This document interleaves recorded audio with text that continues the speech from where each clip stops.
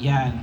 So this one, it's a little too yellow for Bianc. So pag nilagay niya yan, medyo kailangan pa niyang i-adjust like sa face. Pero before you put it on your face, you can actually have one more solution. Before it gets to your face, we're gonna use the power of the color theory. So if you guys are familiar with the color wheel, in the color wheel, opposite ang yellow and purple, di ba?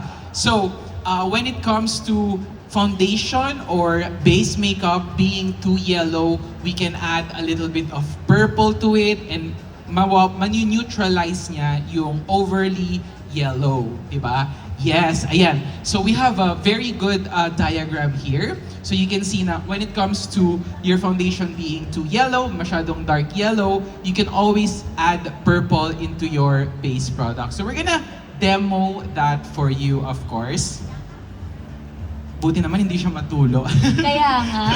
Okay, anyway. So we're gonna drop a little na blue.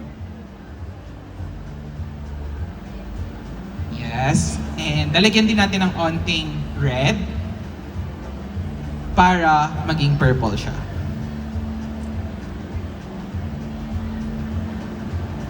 Ganun pala yun. Yes.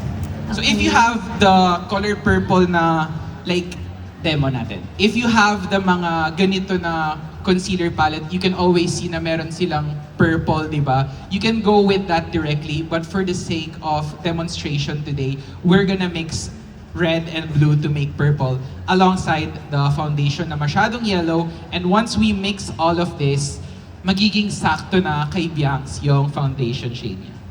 Okay. So we're gonna mix it with a spatula. Ay, nakaka-excite.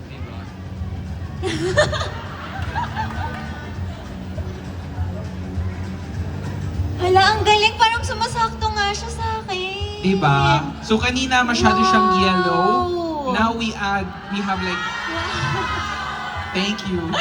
Grabe, Miss Nate. Mas cool toned na siya compared sa kanina. Remember, like if it's too yellow, it means your foundation or your base makeup is a little too warm for you. So we can make it a little bit cooler. Okay. And now you can see, medyo mas may pink tone siya. From yellowish kanina, mas pink na siya. And nawala na yung ating yellow tones, correct? Correct! Yes. Oh my God, thank you so much, Miss Nate. Kanina kabadong-kabado ako for my audition, pero buti na lang nandito ka, so now I'm even more confident. Thank you so much.